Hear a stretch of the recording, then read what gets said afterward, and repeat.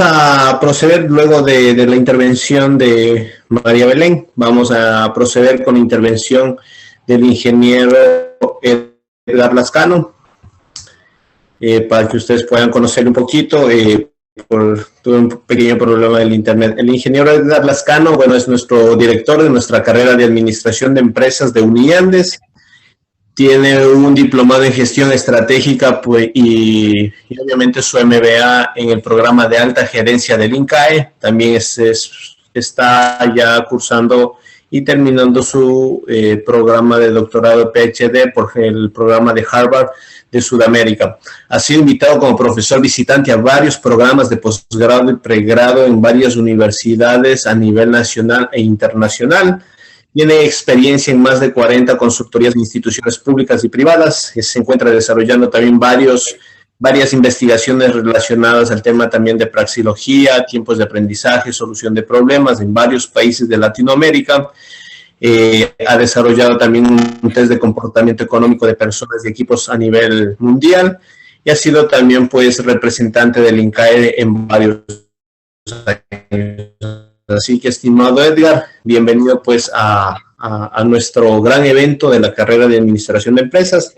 No te olvides, tienes un tiempo máximo de 25 minutos para exponer. Gracias, mi querido subdecano, gracias a todos. De hecho, comienzo con el inmenso agradecimiento a todos ustedes por estas 2 jornadas que hemos compartido con todos estos invitados de 4 países, que realmente para mí ha sido muy grato tenerlos a varios de ellos, a todos, de hecho, en este ciclo de conferencias, que el sentido primigenio de esto fue tener alguna información de quienes están en el día a día, quienes son los expertos en el tema de las tendencias del trabajo y la gestión de personas. Gracias nuevamente. Y bueno, a mí me ha tocado terminar el evento. Nosotros cuando hablábamos con la doctora Belén Porras sobre el tema de la racionalidad versus la emocionalidad para gestionar personas, le comentaba sobre mis expectativas propias, dado que tenemos una nueva carrera muy importante, que es la de psicología en nuestra universidad, y adicionalmente tenemos información y conocimiento sobre el comportamiento en otra área del conocimiento, que es el comportamiento económico. ¿Qué hemos abordado en estos días? Muchos de los expositores y expositoras nos han comentado acerca... Tú bajaste eso de arriba, ¿verdad? Por favor, Jenny, ayúdeme desactivando ese micrófono. Gracias. Entonces, como les comentaba, hay muchos aspectos, hay muchas aristas que se han comentado durante estos días, pero ya enfocando sobre la materia, nosotros hemos tenido la oportunidad de analizar todo lo que significa la gestión de personas para la productividad. Y aquí me permito recordar, por ejemplo, lo que ya dijo Harvard Business School en el 2016, que solo el 7% de las acciones que realiza el Departamento de Recursos Humanos es considerado relevante para el negocio. Imagínense, solamente 7 de cada 100 acciones, los demás miembros de la organización lo consideran relevante. Gallup en el 2014, que hizo una investigación en millones de ejecutivos, concluyó que el factor más importante para conseguir resultados en la forma en cómo los jefes,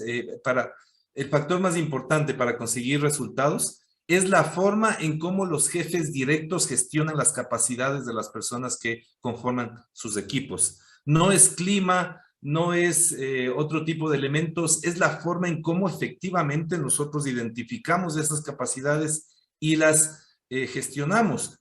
Por otro lado, estamos viviendo desde 1975 la caída en picada del coeficiente intelectual, que se relaciona mucho con el tema de la inteligencia racional.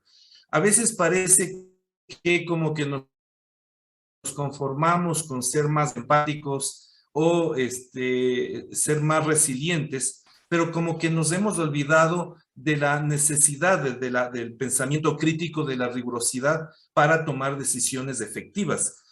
Antes se priorizaba el tema de la inteligencia racional, ahora se prioriza y está muy bien el tema de la inteligencia emocional, pero como que estos dos factores se han ido de un extremo a otro. Mi percepción es que debe ser un equilibrio entre los dos elementos y por eso ahora estamos hablando incluso de que la generación con la que estamos interactuando, sobre todo los de la generación X y Y, es la denominada generación de cristal, que trata de aplicar algo que varios autores han mencionado como una emocracia. Cualquier cosa les afecta, por cualquier cosa se sienten ofendidos, e incluso están tratando de modificar la historia, están tratando de modificar muchos de los elementos que tradicionalmente nos han hecho conocer, por ejemplo, como cuentos infantiles, que ahora ya no se les puede llamar enanos, sino con gente menos alta, porque si no, pues puede ser pernicioso para alguna persona en cuanto a una ofensa. Entonces, hemos llegado a límites que realmente a nuestra sociedad ralentizan en cuanto a lo que nos compete a nosotros como carrera de administración, que es realmente tener resultados. Y dentro de todo este contexto, nosotros sí respetamos como el que más el tema de la psicología para la gestión de personas, pero también creemos que debemos ir a la parte grande, es decir, a ese más del 98% de personas que gestionamos o trabajamos con personas, pero que no somos psicólogos y que tenemos restricciones legales y técnicas procedimentales y de conocimiento para gestionar adecuadamente a las personas en cuanto a su contexto. Hemos visto muchos gurús del neuromarketing, de la neurolingüística, que sin ser licenciados o profesionales en psicología, lamentablemente han aprendido a manipular de manera antiética las emociones para poder conseguir resultados que en este momento están siendo muy, pero muy cuestionados. Entonces, tenemos un mar de incertidumbre dentro de lo que es el tema del trabajo, la gestión de personas, pero nosotros, como academia, debemos ir al tema del archipiélago o de la isla de certidumbre que debemos presentar como academia. La racionalidad y la evolución van de la mano, porque de hecho nosotros, a partir de que fuimos primates, aprendimos a cazar, aprendimos a medir riesgo, siempre primó el tema de la racionalidad. La corteza prefrontal controla el pensamiento, la inteligencia y la voluntad. Y por tanto, sin racionalidad nos convertimos en personas sin sentido común, que según Oscar Wilde es el menos común de los sentidos, sin disciplina, dominadas por emociones, sin vergüenza, abruptos e impulsivos. La racionalidad es la base de nuestra evolución y de lo que somos en este momento. Es cierto que la racionalidad no es perfecta, pero según la economía, la base de legalidad y legitimidad de todo acto, decisión o transacción se fundamenta en su condición racional. Pero, ¿qué significa para nosotros, los administradores, y dentro del campo económico, que es nuestra teoría madre, digamos, o nuestra ciencia madre dentro de la administración? ¿Qué significa racionalidad? No es lógica perfecta. La racionalidad, como ustedes ven, es aspirar a lograr un mejor estado futuro, ¿sí? Aspirar a lograr un mejor estado futuro que el actual. Si no es así, es decir, si tratamos de autoinfringirnos un daño, eso ya es campo de la psicología. En principio, toda la base de la legislación mundial de comercio, de trabajo, debe generar un beneficio tanto para el empleador como para el empleado. Estamos hablando de aspiraciones legales. En el tema de la Organización Mundial del Comercio, por ejemplo, se sanciona muy gravemente a una empresa que por quebrar a otras empresas se autoinfringe un daño en primer lugar para que en guerra de precios podamos quebrar a otras empresas, por ejemplo, reduciendo mi precio por debajo del costo. Yo sé que estoy perdiendo, pero como tengo más músculo financiero y no van a poder competir las otras con esa pérdida, yo les quiebro a las demás y me quedo con el mercado como monopolio u oligopolio. Les cuento que ese tipo de prácticas, que es autoinfringirse primero un daño para hacer daño a otros, está penado por leyes internacionales de antimonopolios o por la OMC. Entonces, la racionalidad económica, como les decía, o racionalidad es la base de la legalidad y legitimidad de toda decisión, acción o intercambio o transacción en la economía.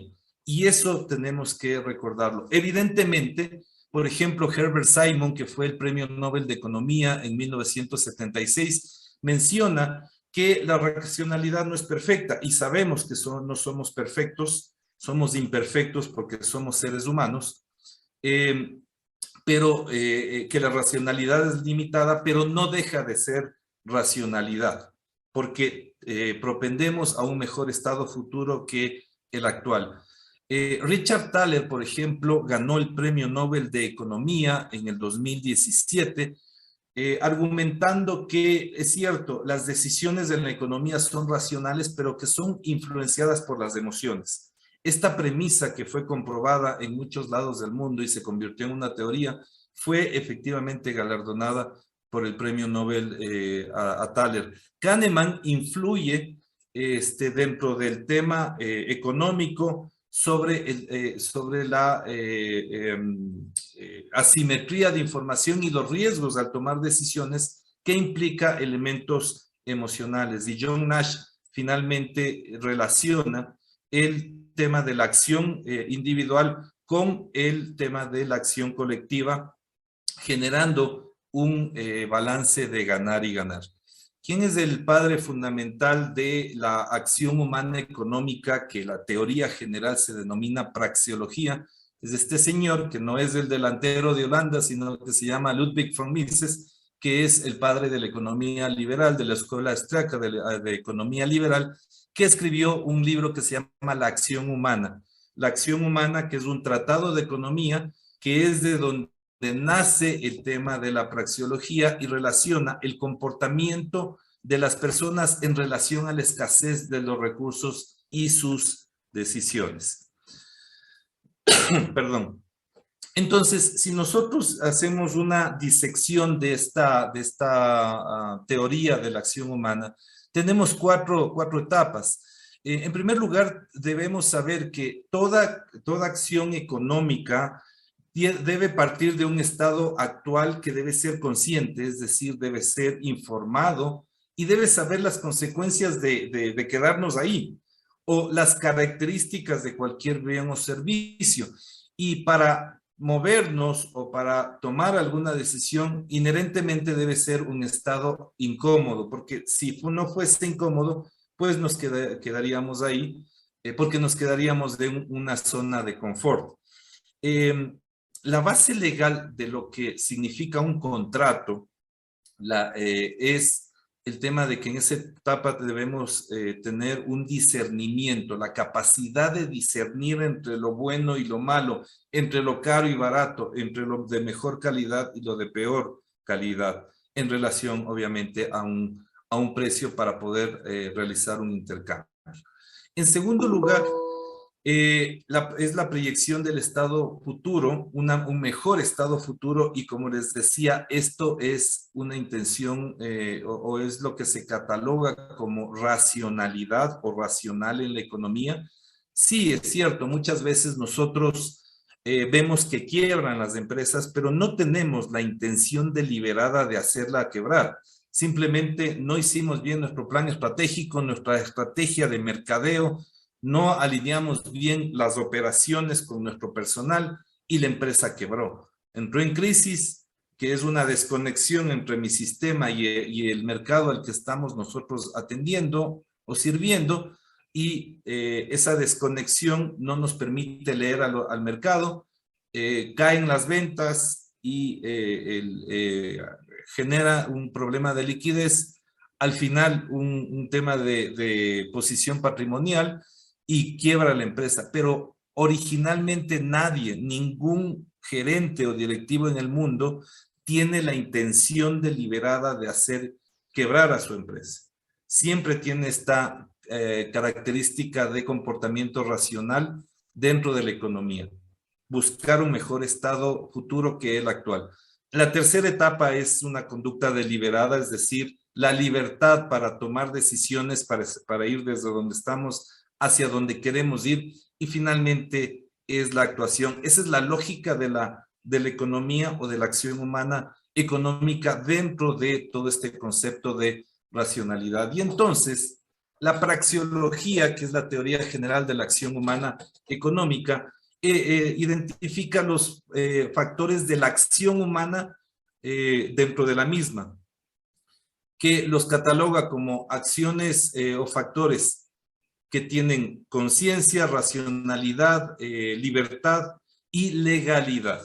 La epistemología, como les comenté, o la teoría que fundamenta esto, es la ciencia económica, y mientras que la psicología estudia adecuadamente y correctamente los factores de personalidad, pero son elementos subconscientes, emocionales, inconscientes y subyacentes. Y la epistemología está dentro de la ciencia de la salud. Es por eso que uno debe ser licenciado o debe ser profesionalizado para influir o para gestionar sobre la psique o la psicología de las personas.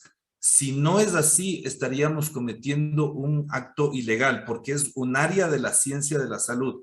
Haciendo una analogía espuria, quizás, es como que un ingeniero mecánico se le ocurra abrir a un paciente para sacar un apéndice. No lo podría hacer. De igual forma, como tenemos tanto respeto por la psicología, sabemos que, y estamos muy contentos, como les decía, de que tenemos ya nuestra carrera de psicología, en donde estamos profesionalizando a gente experta en eso para no dejarnos llevar por gente que antiéticamente manipula y maneja y no hace los cierres adecuados dentro de lo que significa estos factores de personalidad. La ciencia económica se preocupa de responder cómo se mueve o cómo actúan las personas, pero no podemos responder por qué actúan como actúan o por qué se comportan de esa manera.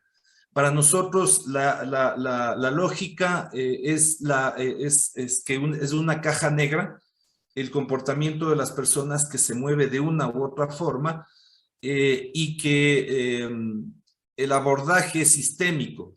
La teoría de sistemas, les cuento que fue una de las razones por las que pudimos enviar a una persona al espacio, por la que hemos desarrollado nanotecnología, por la que hemos desarrollado o decodificado el ADN.